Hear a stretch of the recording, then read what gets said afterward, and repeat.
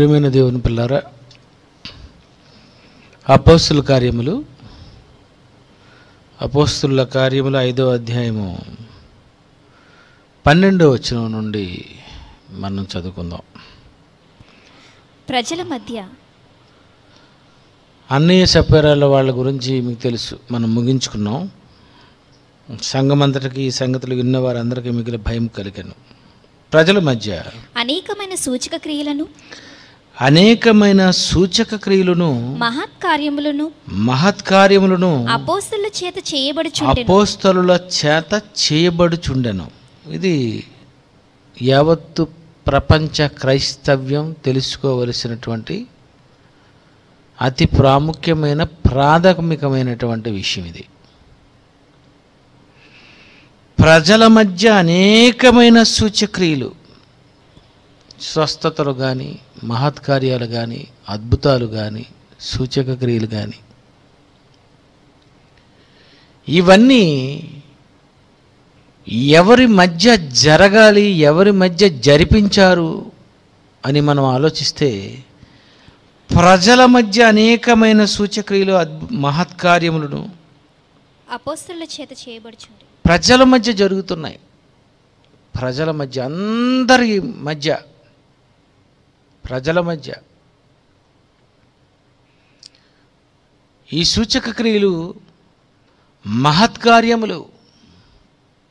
సూచక్రియలు చిన్నవి, మహత్కార్యములు పెద్దవి. మరి సూచక క్రియలు, ఈ సూచక క్రియ గురించి మనం ఆలోచిస్తే, అపోస్తలుల కార్యములు 4వ అధ్యాయము కుంటివాడికి జరిగినటువంటి ఈ సందర్భంలో ఒక పదాన్ని అక్కడ ఉపయోగించడం జరిగింది. 16వ వచనం. ఈ మనుష్యులను మనమేమి చేయదము, వారి చేత ప్రసిద్ధమైన సూచక క్రియ చేయబడి ఉన్నదనెను. ప్రసిద్ధమైన సూచక క్రియ. పుట్టినప్పటి నుండి కుంటివాడుగా ఉన్నటువంటి వాణిని, అతని యొక్క కుంటితనాన్ని, అవిటితనాన్ని పోగొడితే దాది సూచక క్రియ. మధ్యలో ఏదో అవయవాలు ఒకవేళ డ్యామేజ్ అయితే అవి సూచక్రియలే. కానీ ప్రసిద్ధమైన సూచక్రియ అంటే పుట్టుకతో కుంటివాడు, ఇలాంటి వాటిని ప్రసిద్ధమైన సూచక్రియ అంటారు. పుట్టుకతో గుడ్డివాడు ప్రసిద్ధమైన సూచక్రియ. పుట్టుకతో చెవిటివాడు ప్రసిద్ధమైన సూచక్రియ. మధ్యలో ఇతనికి చూపు పోయింది, మధ్యలో ఇతనికి చెవులు వినిపించడం మానేశాయి, కొంతకాలం తర్వాత 40-50 సంవత్సరాల తర్వాత కళ్ళు క్లియర్గా కనిపించడం మానేశాయి. ఇవన్నీ సూచక క్రియలు. అపోస్తలుల ద్వారా జరుగుతున్నటువంటి ఈ సూచక క్రియలు మనం ఆలోచిస్తే, తల్లి గర్భము నుండి పుట్టినది మొదలుకొని అంగవైకల్యంతో పుట్టడం వేరు. కొద్ది కాలం తర్వాత మన అవయవాలు డ్యామేజ్ అయిపోతున్నప్పుడు వాటిని రిపేర్ చేసుకోవటం వేరు. వీటిని సూచక్రియ అంటారు. పుట్టుకతో ఒకవేళ జరిగిన దాన్ని ప్రసిద్ధమైన సూచక్రియ అంటారు. ఇంకా మనం మాట్లాడుకుంటే మహత్కార్యాలు జరిగేటువంటి, మహత్కార్యం అంటే ఏంటి అనుకున్నారు? చనిపోయిన వారిని లేపడం మహత్కార్యం. నీడ పడితే బ్రతకడం మహత్కార్యం. చేతి గుడ్డతో స్వస్థత జరిగిపోయింది అంటే మహత్కార్యాలు అవి. చాలా కష్టం. మరణించిన వారిని తిరిగి లేపడం అనేది అది మహత్కార్యం. అది అపోస్తలుల ద్వారా ఆ రోజు జరిగినటువంటి కార్యాల గురించి ఆలోచిస్తే, అవయవాల లోపాలు ఉన్నటువంటి వారు, అవయవాలకు అనారోగ్యం వచ్చి మరి అనేక రోగాలతో, దీర్ఘమైనటువంటి రోగాలతో ఉన్నటువంటి వారిని బాగు చేస్తున్నారు అంటే ఆ రోజు అపోస్తలుల ద్వారా జరిగినటువంటి కార్యక్రమాలు చాలా పెద్ద పెద్దవి. ఈరోజు చాలాసార్లు వేదిక మీద స్వస్థత బోధకులు చేసే చూడండి, అవి సూచ్యక్రియలు అంటారా, మహత్కార్యాలు అంటారా? ఈరోజు ఉన్నటువంటి ఏ బోధకుడైనా మహత్కార్యాలు చేశారా? ఈరోజు ఉన్నటువంటి ప్రపంచంలో ఏ క్రైస్తవుడైనా సూచక క్రియలైనా చేశారంటారా? సమాధుల్లో ఉన్న వారిని లేపగలరా? ఎయిడ్స్ ఉన్నటువంటి వారిని స్వస్థపరచగలరా? పెద్ద పెద్ద వ్యాధులతో ఉన్నటువంటి వారిని ఈరోజు క్రైస్తవులైనటువంటి బోధకులు స్వస్థపరచగలుగుతున్నారా? లేదండి, లేదు. లేదని ఎలా చెప్పగలమా? అదే ఈ వచనంలో ఉన్న అద్భుతమైనటువంటి విషయం ఇది. 12వ వచనం జాగ్రత్తగా చూస్తే, ప్రజల మధ్య అనేకమైన సూచక్రియలను మహత్కార్యములను అపోస్తలుల చేత చేయబడుచుండెను. అది ఎవరు చేశారు? ఇవి సంఘములో ఉన్న వారందరూ చేయలేదు. 3000 మంది చేయలేదు, 5000 మంది చేయలేదు. ఆ రోజున్న ప్రారంభ సంఘములో ఉన్నటువంటి అందరూ సూచక్రియలు అద్భుతాలు చేశారంటారా? వాళ్ళకి ఆ పవర్స్ ఉన్నాయంటారా? వాళ్ళకి అలాంటి వరాలు వచ్చాయంటారా? ఎవరి చేత చేయబడ్డాయో బైబిల్లో స్పష్టంగా వ్రాయబడింది. అపోస్తలుల చేత చేయబడుచుండెను. అపోస్తలులు చేశారు. వాళ్ళు ఎందుకు చేశారు? వాళ్ళకెందుకు ఆ శక్తి వచ్చింది? సూచక్రియలు మహత్కార్యాలు చేసే శక్తి అపోస్తలులకు ఎక్కడి నుండి వచ్చింది? పెంతెకొస్తను పండుగ దినమున పరిశుద్ధాత్మ అగ్ని జ్వాలలుగా ఒక్కొక్కరి మీద వ్రాలగా వారందరూ పరిశుద్ధాత్మ బాప్తిస్మము పొందారు. యేసుప్రభు వారు చెప్పారు, మీరు యెరూషలేము నుండి వెళ్ళొద్దు, నా వలన వినిన తండ్రి యొక్క వాగ్దానం కొరకు కనిపెట్టండి. ఇవన్నీ మీకు చెప్పాను, మళ్ళీ గుర్తు చేస్తున్నాను. ఇక్కడ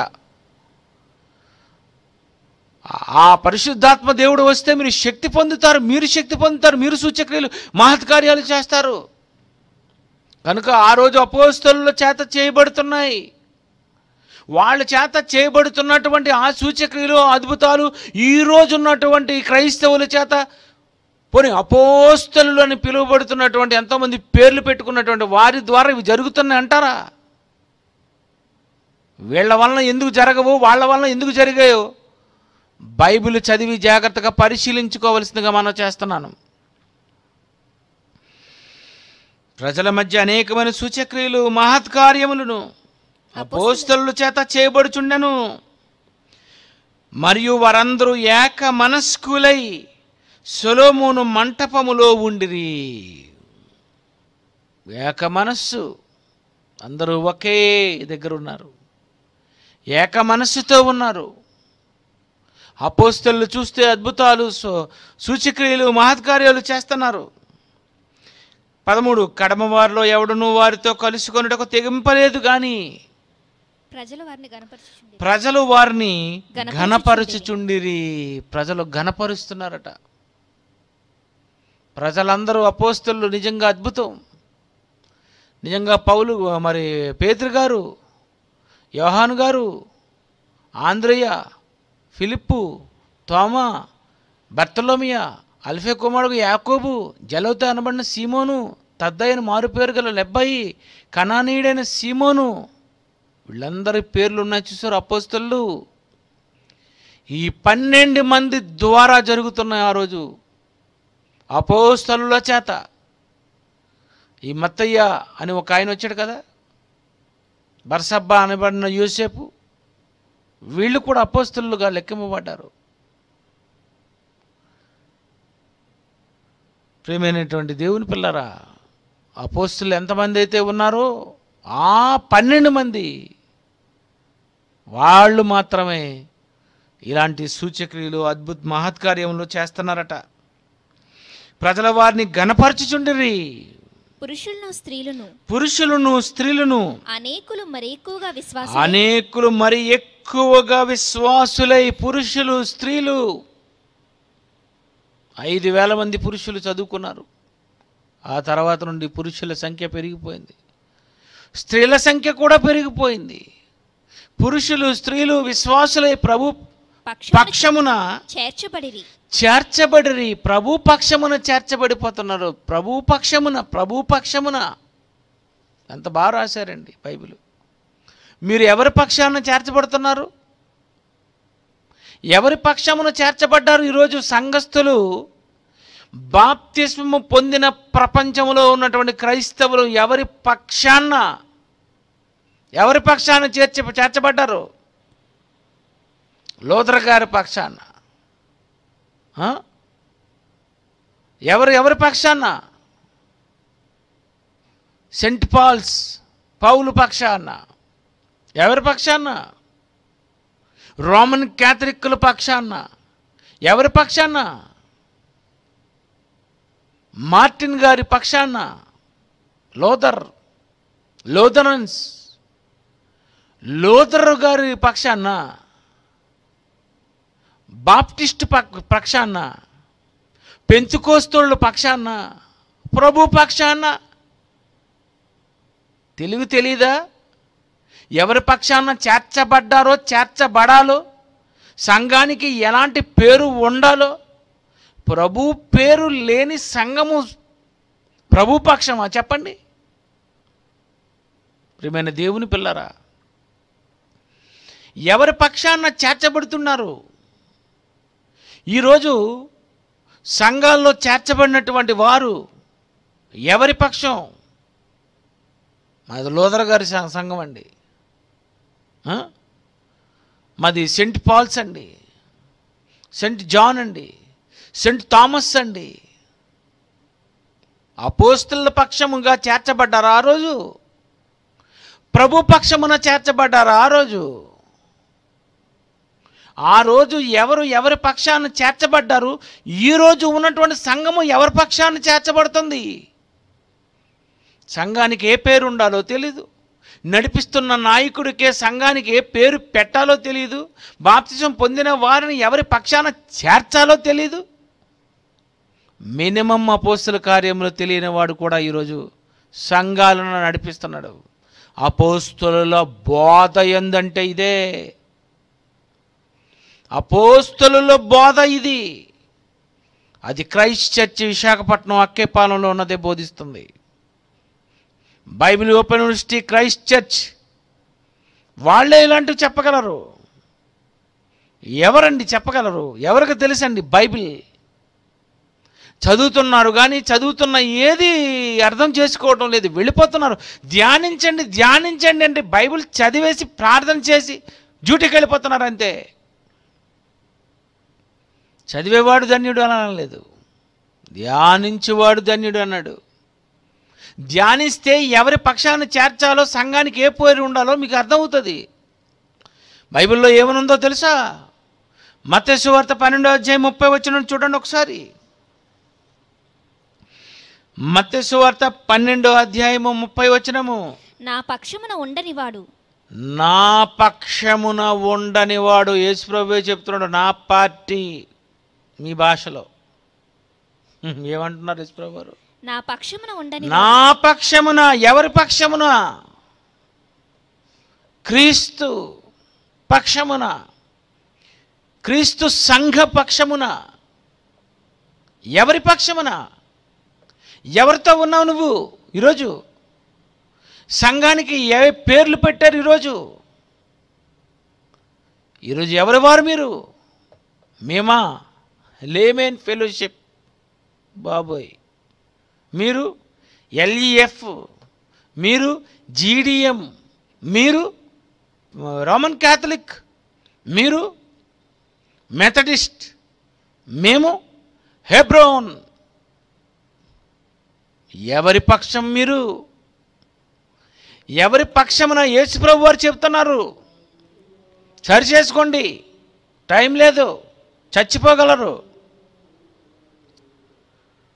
నా పక్షమున ఉండని వాడు నాకు విరోధి. నాకు విరోధి, ఎనిమి.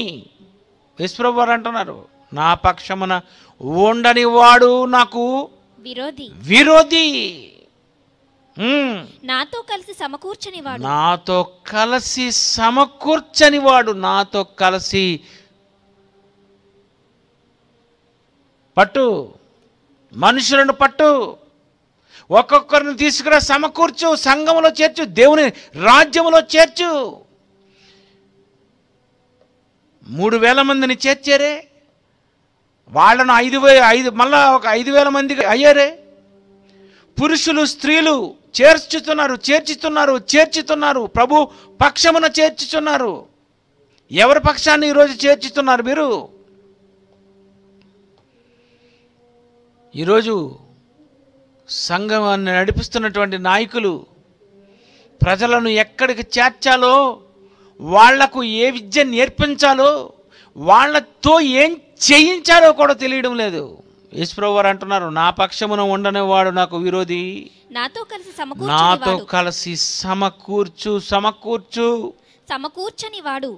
సమకూర్చని వాడు చెదరగొట్టువాడు. నాతో కలిసి లేకపోతే కూడా ఇడు చెదరగొట్టువాడు, చెదరగొట్టుతాడు. ఇడు BOUని ముక్కలు చేసేస్తాడు, క్రైస్ట్ చర్చిని ముక్కలు చేస్తాడు. నాతో కలిసి ఉండనివాడు చెదరగొట్టువాడు, ఇడు పాడు చేస్తాడు, వీడు విరోధి. నిజమండి. ఈరోజు ఈ క్రైస్ట్ చర్చితో లేకుండా ఉన్నవాడు, ఈ క్రైస్ట్ చర్చిలో ఉండి విడిపోయినవాడు, చెప్పేస్తున్నారు యేసుప్రభు వారు, నా పక్షమున ఉండని వాడు నాకు విరోధి, వాడు చెదరగొట్టువాడు,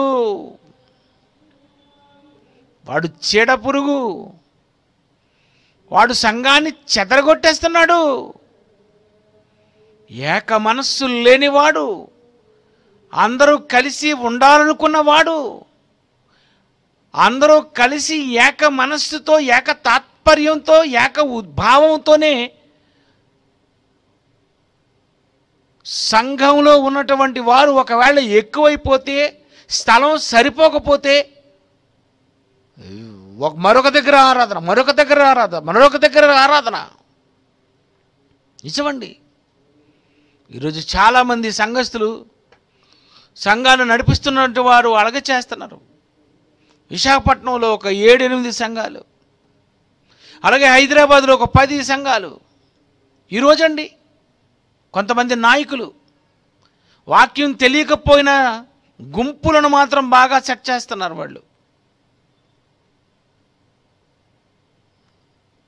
నీకు ఆరాధనకు సరిపోతే రెండో ఆరాధన, అప్పటికీ సరిపోతే, రావడానికి అవ్వకపోతే అక్కడ మరొక దగ్గర ఆరాధన. సమకూర్చాలి. నాతో కలిసి సమకూర్చని వాడు చెదరగొట్టువాడు అంటున్నాడు. మార్కు సువార్త 9:40. మార్కు సువార్త 9:40. మనకు విరోధి కానివాడు మన పక్షముగా ఉన్నవాడే. మనకు విరోధి కానివాడు మన పక్షమున ఉన్నవాడే. మన పక్షమున ఉన్నవాడే మనకు విరోధి కానివాడు. మనలో నుండి వేరైపోయిన వాడు మనవాడు అంటారేంటి?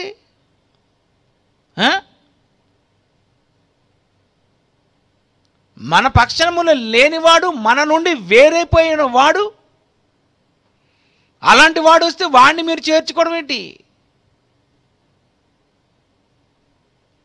ఈరోజు BOUలో చాలామంది అదే వెళ్ళిపోయినటువంటి వాళ్ళ వెనకాలకి వాళ్ళతో కలిసి ఉండడం, వాళ్ళతో కలిసి సమకూర్చడం, ఇవన్నీ మీ ఇష్టానుసారంగా మీకు నచ్చినట్టు మీరు చేసుకుంటున్నారు. బైబిల్ చెప్పలేదు, బైబిల్ అనుమతి ఇవ్వలేదు. ఏకభావము లేని వాడితో ఏం కలిసి ఉంటావు? ఏక మనస్సు లేని వాడితో ఏముంటావు? అపోస్తలులు, ప్రారంభ సంఘము ఏక మనస్కులై, ఈ మాటలు చెప్పుకోవడానికి కాదు, మనతో కలిసి ఏమని అంటున్నాడండి అక్కడ? మన మనకు విరోధి కానివాడు మన పక్షముగా ఉన్నవాడే. మనతో పాటు ఉన్నాడంటే మనకు విరోధి కాడు. మన పక్షమున లేడంటే వాడు విరోధి. బైబిల్ చెప్పిందండి. యేసు ప్రభు చెప్తున్నాడండి. నమ్మితే నమ్మండి, నమ్మితే నమ్మండి. ఏక మనసు ఈరోజు ఏ క్రైస్తవులకు ఉందో చెప్పండి. ఏదండి ఏక మనసు ఎక్కడుంది? నా పక్షమున ఎవరున్నారు? యేసు చేసిన ప్రార్థనకు ఎవరు న్యాయం చేస్తారు? ఎవరు కలిసి ఉంటున్నారు? ఈ మాటలు విడిపోయిన వారికి తెలియదంటారా? తెలీదండి, నిజంగా తెలీదు. వాళ్ళకి తెలుసుంటే సిలువ వేయకపోవుదురు. తెలియకపోతేనే ఇలా జరుగుతుంది. తెలియకపోతేనేనండి. తెలుసుంటే చాలామంది ఇలాంటి పాఠాలు వినకుండా వెళ్ళిపోయారు. ఏవో కొన్ని పాఠాలు విని ఇవి నేర్చుకుంటే సరిపోతుందని అనుకుంటూ బైబిల్లో ఉన్నటువంటి అనేక పాఠాలను వినక వాళ్ళకి ఇష్టం వచ్చినట్టుగా కొంతమందిని ఏర్పాటు చేసుకొని వేరైపోతున్నారు. అలా ఉండొచ్చంటారా? అలా విడిపోవచ్చంటారా? కలిసి సమకూర్చని వాడిని ఏమంటారు? చెదరగొట్టువాడు. చెదరగొట్టువాడు, చెదరగొట్టువాడు. యేసుప్రభువు వారు అంటున్నారు లోక 9:40 మన పక్షమున ఉంటాడు వాడు. ఎక్కడ ఉన్నా నేను బైబిల్ ఓపెన్ యూనివర్సిటీ అని చెప్పుకుంటాడు, నేను క్రైస్ట్ చర్చ్ అని చెప్తాడు. అది మన పక్షమున ఉన్నవాడు. మన పక్షాన్నే ఎవరైనా చేస్తున్నారనుకోండి, మన వాళ్ళని ఏమనకూడదు. అండి నేను మీ పక్షాన్నే ఉన్నానండి అని అప్పుడప్పుడు కొంతమంది అంటారు. అప్పుడు మనం ఏమనాలి? వెరీ గుడ్, నేను మీ దగ్గర నేర్చుకున్నానండి, మీ వాక్యం అండి నేర్చుకున్నాను, అక్కడే చెబుతున్నానండి. మీకు నేను చాలా దూరంగా ఉన్నాను, అందుకే మీతో కలిసి నేను పనిచేయలేకపోతున్నాను, కానీ మీ పక్షమునే ఉన్నాను. ఎవడో ప్రభు ఆడు దెయ్యాలు మెడగొడుతున్నాడట నీ నామం అంటే, నా నామే కదా. చూసారా ఎంత బాగా యేసు ప్రభు మన నామానే కదా, మనవాడే కదా. చూసారండి ఈరోజు ఎంతోమంది మా పిల్లలండి, నిజమైన మా పిల్లలండి, Bible open university Christ church ద్వారా ఎంతోమంది ఎన్నో కళాశాలను ఏర్పాటు చేసుకొని సంఘాలను ప్రారంభించి సంఘాలను నడిపిస్తూ ఎంతోమందికి వాక్యాన్ని నేర్పిస్తూ వారితో మళ్ళీ పరీక్షలు వారు రాయించు సమకూరుస్తున్నారు. ఎంతోమంది పరీక్షను రాయడానికి సమకూరుస్తున్నారు, ఎంతోమంది సంఘానికి నడిపిస్తున్నారు. ఇలాంటి ఈ భయంకరమైనటువంటి కరోనా ఉన్నటువంటి ఈ స్థితిలో కూడానండి ఎందరో పిల్లలు వాళ్ళు బాప్తిస్మం ఇస్తున్నారండి. నిజమండి, ఈ కరోనా ఉన్న సమయంలో ముక్కు గుడ్డ కట్టుకొని మరి వాళ్ళు ఎలా సమకూరుస్తున్నారో, వెళ్ళి ఇలాంటి పరిస్థితుల్లో వాళ్ళు బాప్తిస్మం ఇస్తుంటే వాళ్ళని చూసి నాకు చాలా ఆనందం అనిపించిందండి. చాలా చాలా ఆనందం అనిపించింది. ఆ ఫోటోలు మళ్ళీ పెట్టారు. ఇలాంటి ఉపద్రవంలోన పౌలు గారు కూడా అంటారు,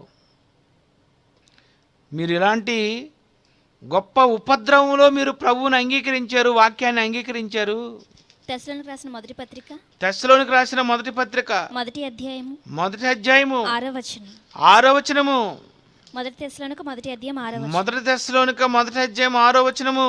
పరిశుద్ధాత్మ వలన కలుగు ఆనందముతో, పరిశుద్ధాత్మ వలన కలుగు ఆనందముతో గొప్ప ఉపద్రవమందు, గొప్ప ఉపద్రవమందు మీరు వాక్యమును అంగీకరించి, మీరు వాక్యమును అంగీకరించి మమ్మును ప్రభువును పోలి, మమ్మును ప్రభువును పోలి నడుచుకుని వారైతిరి. అబ్బబ్బబ్బబ్బబ్బా, ఎంత వండర్ఫుల్ అండి.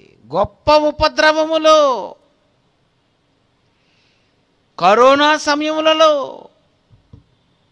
పరిస్థితులు అనుకూలించని సమయములలో మీరు ప్రభువును అంగీకరించారు, మీరు బాప్తిసం పొందారు. మీరు అమ్మో ఇలాంటి పరిస్థితుల్లో ఎలా అసలే రోమా ప్రభుత్వ కాలంలో ఎక్కడైనా బాప్తిసం ఇస్తే ఎంత కష్టం.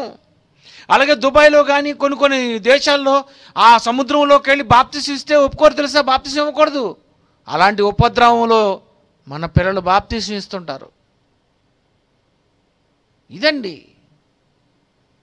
ఇలాంటి సిచ్యువేషన్స్లో కూడా బాప్తిస్మాలు ఇస్తున్నారంటే ఆ ఫోటో చూసి చాలా సంతోషం అనిపించిందండి. ఇలాంటి పరిస్థితుల్లో కూడా పాపం నిజంగా వాళ్ళు అంత కష్టపడి ఆ చెరువులో దిగి, ఏంటండి ఆ ఇంట్రెస్ట్, ఏంటండి ఆ ఆశ, సమకూర్చాలి.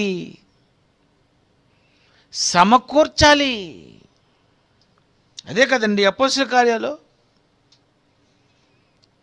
కార్యంలో 5వ అధ్యాయము 14వ వచనము. పురుషులను స్త్రీలను అనేకులు మరి ఎక్కువగా విశ్వాసులై ప్రభువు పక్షమున చేర్చబడిరి. ప్రభు పక్షమున చేరుస్తున్నారు. వాళ్ళని తీసుకొచ్చి వీళ్ళని తీసుకొచ్చి ప్రభు పక్షాన్ని చేర్చాలి. ఎవరి పక్షాన్ని చేరుస్తున్నారు? ఎంతమందిని చేరుస్తున్నారు? ఎంతమందిని సమకూరుస్తున్నారు? ఇదేనండి పని అంటే, ఇదే పని. కొంతమందిని మేము ప్రిన్సిపల్స్గా వేస్తాం, సమకూర్చడు, మొత్తం ఎడగొట్టి పోతాడు. సమకూర్చిన వాడు కాదు, మొక్కలు చేసి వెళ్ళిపోయాడు. ఒక అతను పంపించాం, బాంబు బ్లాస్ట్ చేసి వెళ్ళిపోయాడు. మళ్ళీ వెళ్ళిపోయి ఎవరితో కలిశాడు? విడిపోయినోడు ఉన్నాడు చూసావు, వాడితో కలిశాడు. వీడు మళ్ళీ వెళ్ళి చూడండి, మీకు అర్థమైపోవాలి. అలాంటి వాళ్ళ పేర్లు నేను చెప్పను. విరోధులు ఎంతమందిని చేర్పిస్తున్నావు, ఎంతమందిని కడుతున్నావు.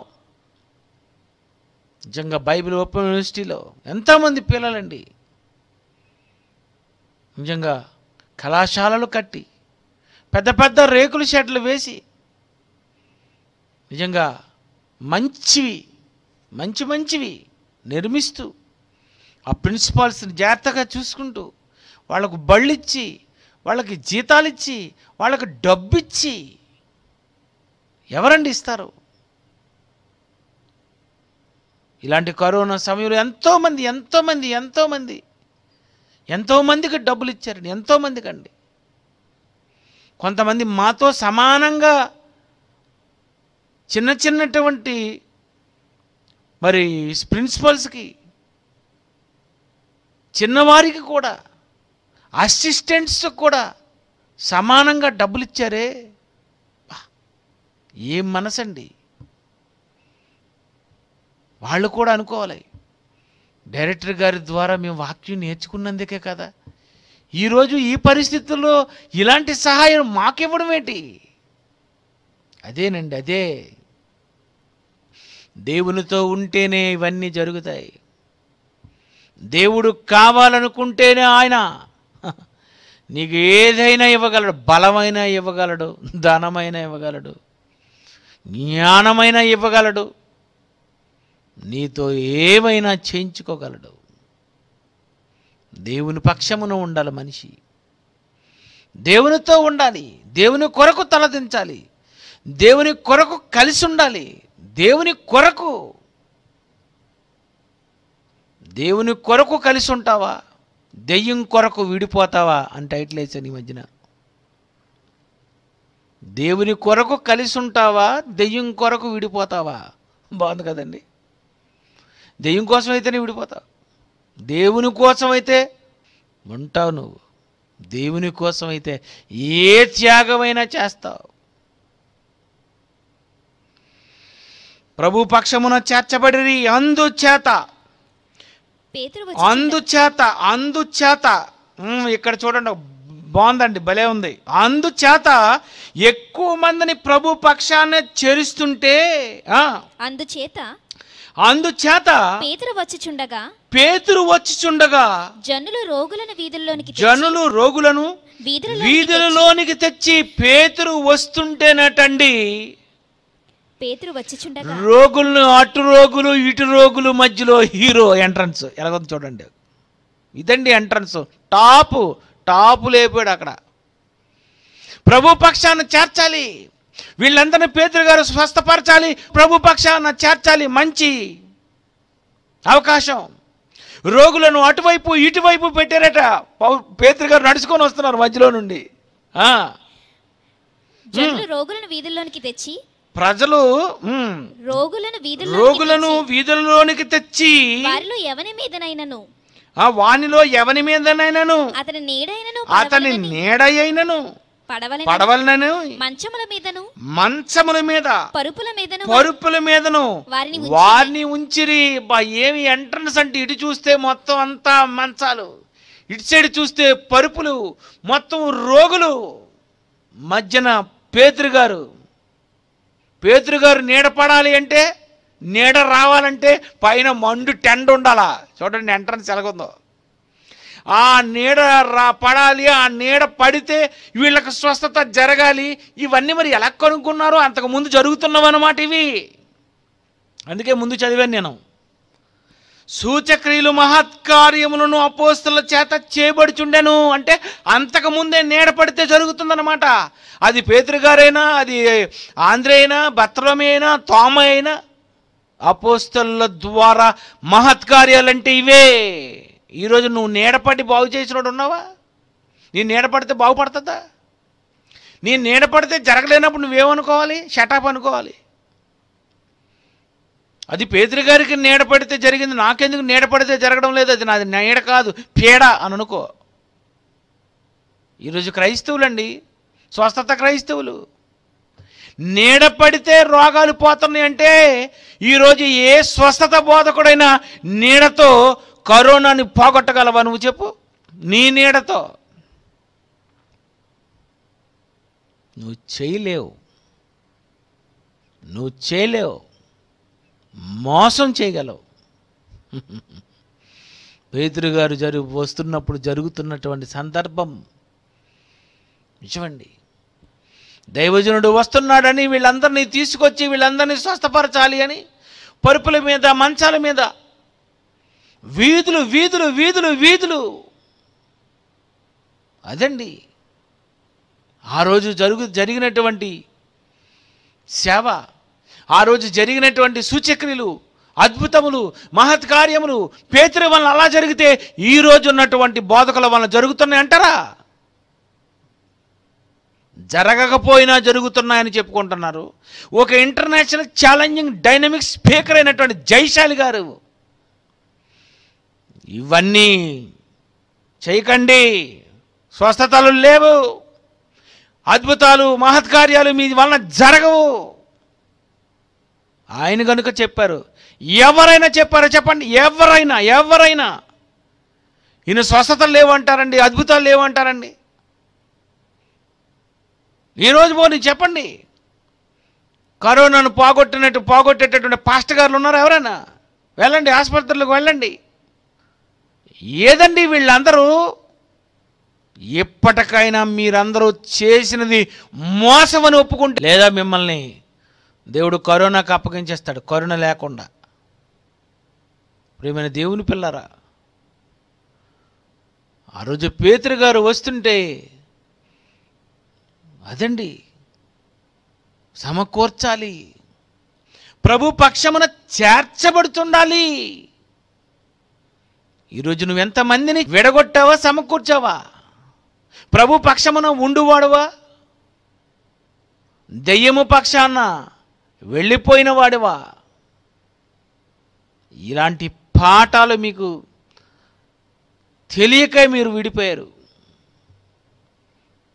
బుద్ధి తెచ్చుకోరు, ఏవేవో మాట్లాడతారు. తప్పండి, తప్పు. దేవుడు ఏం చెప్పాడో అది మనిషి చేసి తీరాలి.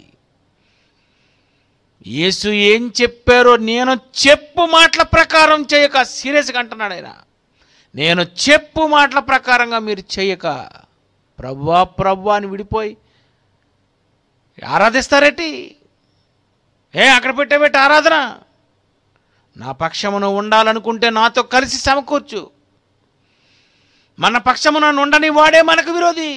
మన పక్షమున ఉన్నవాడు మనకెందుకు విరోధి అవుతాడు? నువ్వు విరోధివా? ఎవరివి?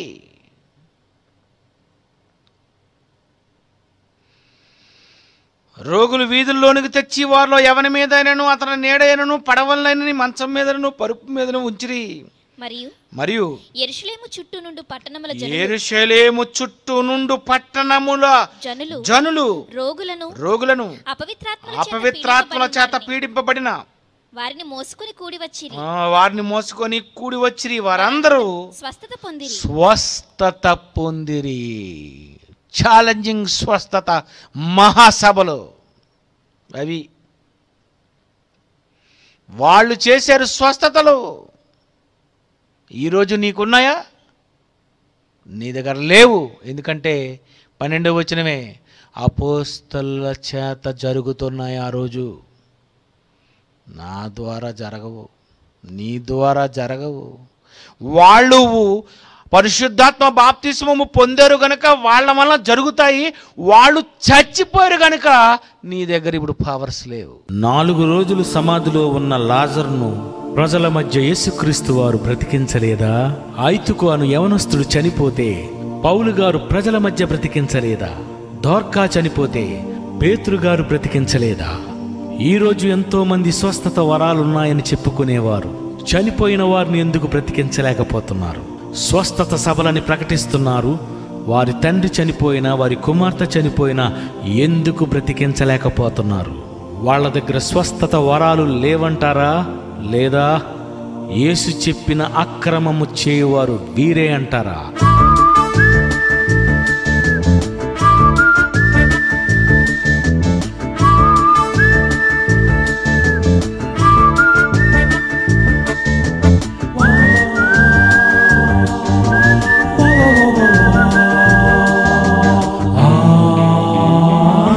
పరిశుద్ధాత్మ దేవుడే అల్లరికి కర్త కాడుగా. పరిశుద్ధాత్మ వరములుంటే శవమైన లేపగలవుగా.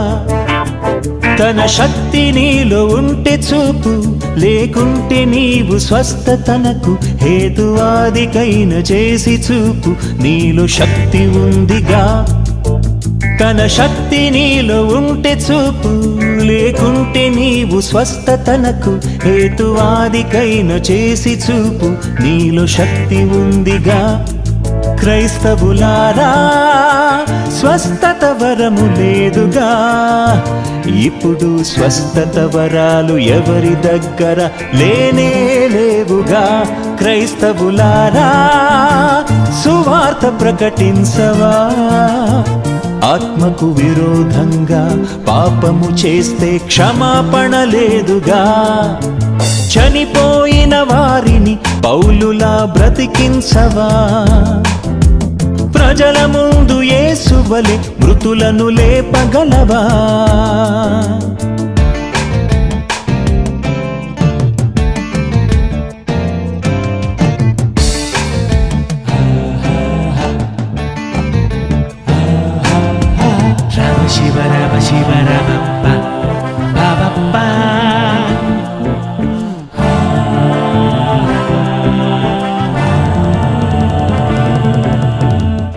స్వస్థతలు చేసి ఎవరికి చెప్పొద్దన్నాడుగా. వేదికను ఎక్కించి నీవు మాత్రం చెబుతున్నావుగా. స్వస్థతలు చేసి ఎవరికి చెప్పొద్దన్నాడుగా. వేదికను ఎక్కించి నీవు మాత్రం చెబుతున్నావుగా. వినుట వలనే విశ్వాసము కలగాలిగా. వాక్యమును నమ్మి విశ్వాసిగా మారాలిగా. రోగులను యేసు స్వస్థపరచునని పిలవొద్దురా. ఆత్మ ముసుగులో భ్రష్టాత్మ ఉందిగా. పరిశుద్ధాత్మ వరములుంటే శవమైన లేపగలవుగా. తన శక్తి నీలో ఉంటే చూపు, లేకుంటే నీవు స్వస్థతనకు హేతువాదికైన చేసి చూపు, నీలో శక్తి ఉందిగా. తన శక్తి నీలో ఉంటే చూపు, లేకుంటే నీవు స్వస్థతనకు హేతువాదికైన చేసి చూపు, నీలో శక్తి ఉందిగా.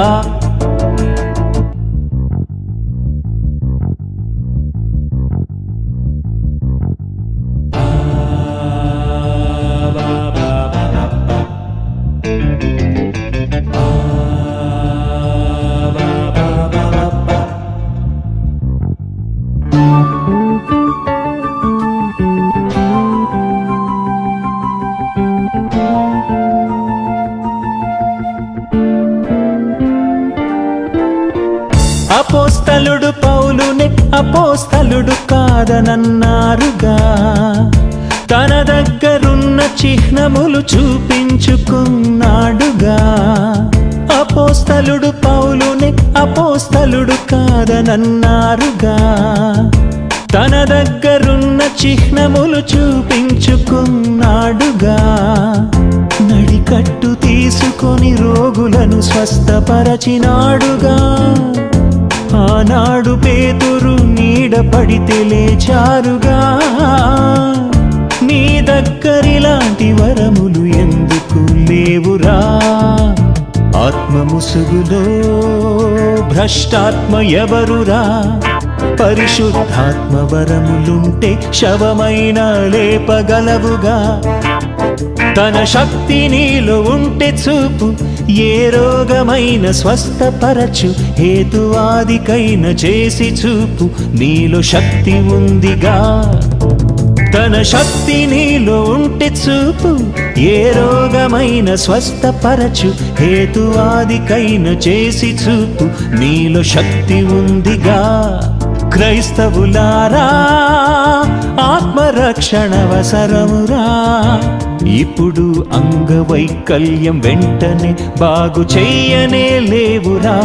క్రైస్తవులారా, సువార్త ప్రకటించవా? స్వస్థత సభలని ప్రకటించి అవమానింపవద్దురా.